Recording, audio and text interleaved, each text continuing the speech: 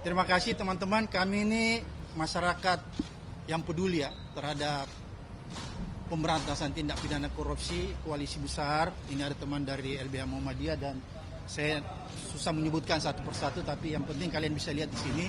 Tadi kita berdiskusi sama pimpinan KPK ya, dihadiri langsung oleh Pak Fitro dan Pak Ibnu. Kemudian menyusul saat terakhir Pak Ketua, Pak Setio Budi juga hadir. Kita mendiskusikan kasus yang sedang hangat nih. Dan kebetulan kita membawa laporannya juga yang sudah dibuat oleh teman-teman koalisi, yaitu dugaan korupsi ya yang terjadi di proyeknya ya, saya katakan di proyek strategis nasional PIK 2. Jadi kita ingin KPK lebih konsentrasi ya, menelisik, melakukan investigasi terhadap proyek strategis nasional, karena kita melihat di dalamnya bahwa kuat dugaan telah terjadi tindak pidana korupsi di dalam penetapannya sebagai proyek strategis nasional. Karena KPK punya kewenangan untuk melakukan pemeriksaan terhadap penyelenggara negara, baik yang ada di tingkat daerah maupun yang ada di tingkat pusat. Karena kita bisa duga bahwa penetapan PIK menjadi PSN itu tidak terlepas dari praktek kong kali kong, praktek suap menyuap, ya, dan lebih jauh kita bisa melihat bahwa di situ ada kerugian negara sebenarnya, ya. Pasal 2 kerugian negara. Oleh karena itu ini menjadi kewenangan KPK dan kita sudah sampaikan langsung kepada pimpinan KPK. Data-data yang kita punya cukup banyak, kita sudah kolek dalam satu sistem sehingga begitu dibutuhkan kita bisa langsung mendistribusikan kepada KPK untuk membantu KPK melakukan penyelidikan lebih cepat. Tapi kami yakin juga bahwa KPK juga pasti punya data yang cukup untuk melakukan yang namanya full bucket. Karena di sini ada beberapa teman-teman, mungkin nanti yang lainnya bisa lebih menyempurnakan apa yang kita diskusikan di dalam. Yang jelas kita melaporkan proyeknya ya, proyek strategis nasionalnya. Kemudian juga kita melaporkan tentang ada dugaan kuat terjadi suap menyuap gratifikasi di dalam penerbitan ya. Penerbitan sertifikat di atas laut ya, yang diduga kuat dilakukan oleh Agung Sedayu Group dan anak perusahaannya yang ya. Super cepat satu yang lagi. Super cepat. Oleh karena itu kita meminta supaya KPK tidak usah khawatir memanggil orang yang merasa dirinya kuat selama ini, yaitu Aguan. Ya, karena nama ini seolah-olah diciptakan mitos bahwa dia tidak tersentuh oleh hukum. Ya.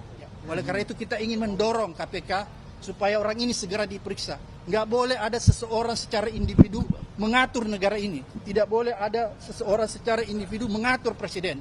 Oleh karena itu tegas sikap kita semua bahwa kita meminta KPK untuk segera melakukan penyelidikan, investigasi lebih cepat terhadap kasus proyek strategis nasional dan yang berkaitan dengan proyek-proyek strategis nasional yang ada di PIK 2. Karena ini merupakan gunung es. Saya pikir untuk sebentar itu. Ada aguan yang diadukan, apa ada pihak lain yang diadukan juga? Karena KPK mempunyai kewenangan untuk melakukan penyidikan terhadap penyelenggara negara sesuai dengan undang-undang, maka selain penyelenggara negara, pihak swasta juga aguan bisa diperiksa. Penyelenggara negara itu siapa? Mulai dari kementerian sampai aparat tingkat bawah, kabupaten, provinsi, maupun sampai yang paling di atas. Jadi semua kita minta diperiksa. Siapa saja persisnya yang diadukan ini itu? di mana titik letak korupsinya? Apakah juga terhubung dengan IKN, investasi IKN yang kemudian menjadi tukar guling untuk penetapan PSN? Ya, termasuk Pemasaran itu. aset itu merupakan suatu kerugian negara dengan tidak mengikuti aturan perundangan yang berlaku, yaitu aturan yang mengatur tentang pesisir laut, dan UUD 45 itu mengatur bahwa bumi, air, dan kekayaan yang ada di dalamnya itu adalah digunakan untuk sebesar-besarnya kemakmuran rakyat. Tidak bisa dikuasai oleh oknum tertentu, dikuasai untuk proyek-proyek yang tadi disebutkan oleh Pak Abraham Samad itu PIK 2. Berikut dengan penerbitan sertifikat yang super cepat itu sudah itu melanggar, nah, itu bisa UUD 45 yang dilanggar, konstitusi, Undang-Undang 3199 itu pasal 2, tidak hanya pasal 1 ya. Pasal 2 itu di mana itu di ayat 2-nya itu bisa tuntutannya itu bisa dilakukan tuntutan hukuman mati terhadap orang-orang yang sudah melampaui batas seperti ini. Itu seperti itu. Jadi itu harus KPK. Kenapa kok harus ke KPK sementara di Kejaksaan Agung sudah menerbitkan sprint lead, ya sudah ada di sana. Tapi suatu kasus itu bisa saja ditangani oleh ketiga APH, kepolisian, kejaksaan, kepolisian itu secara concurrent bersama-sama.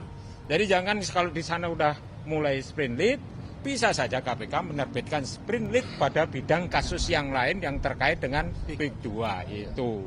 Nah, sehingga kita yang mendorong, kita memantau terus agar ya kalau ada desakan dari masyarakat itu berbeda dengan dibiarkan. Kasus besar ini yang merugikan rakyat ini harus dipantau terus ini. Pak Saididu mungkin ada. Saya pikir yang kita laporkan adalah pintu masuk untuk membongkar legalisasi perampokan negara yang dilakukan oleh Presiden Jokowi selama 10 tahun. Legalisasinya banyak sekali melalui PSM, penyiaran tambang, pengambilan hutan, perkebunan, lahan dan lain-lain, itu pintu masuknya. Nah, Pik 2 itu adalah puncak gunung es terjadinya kehilangan aset negara yang diserahkan kepada pihak swasta lewat kewenangan yang melebihi kekuasaan yang melebihi kewenangan. Assalamualaikum warahmatullahi wabarakatuh. Salam damai negeriku. Dalam video ini kita telah mendengarkan sebuah cuplikan video yang begitu menarik dan mengundang perhatian, di mana mantan Ketua KPK Pak Abraham Samad dengan teman-teman dari Koalisi Besar Masyarakat Peduli Pemberantasan Tindakan Pidana Korupsi melaporkan dugaan korupsi di proyek strategis nasional PIK 2. Tentu saja hal-hal yang seperti ini memberikan kita sebuah pemahaman baru bagaimana kita menilai perjalanan politik di atas negeri tercinta ini. Kebijakan proyek strategis nasional PSN Pantai Indah Kapuk ini yang ditetapkan pada masa pemerintahan Pak Joko Widodo dinilai gegabah dan merugikan kedaulatan negara.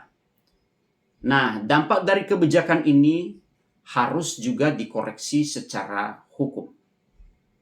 Dengan terbitnya HGB atau Hak Guna Bangunan di Laut Pesisir Tangerang merupakan bukti nyata keterlibatan negara melawan kodrat negara kepulauan yang berdaulat. Pembiaran hingga munculnya sertifikat pesisir laut untuk reklamasi PSN adalah tindakan melawan hukum. Tentu saja tindakan ini mencederai kedaulatan negara.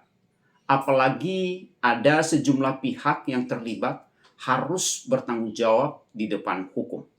Elit-elit yang terlibat di dalamnya mulai dari pucuk pimpinan, pejabat instansi yang terkait, pejabat di daerah Banten maupun partai politisi di partai penguasa harus ikut bertanggung jawab sebagai bentuk supremasi hukum jika memang mereka terbukti dalam penerbitan HGB di Laut Tangerang tersebut. Negara tidak boleh kalah oleh pihak-pihak yang menjual tanah air demi kepentingan pribadi. Mereka abai terhadap keberlanjutan generasi penerus bangsa serta merusak ekosistem dan biodiversitas lingkungan yang sangat mahal dan tak ternilai. Kebijakan yang ugal-ugalan ini wajib diusut secara hukum demi menjaga marwah pemerintahan Presiden Prabowo. PSN ini memiliki dampak negatif selain yang sudah saya sebut tadi di atas.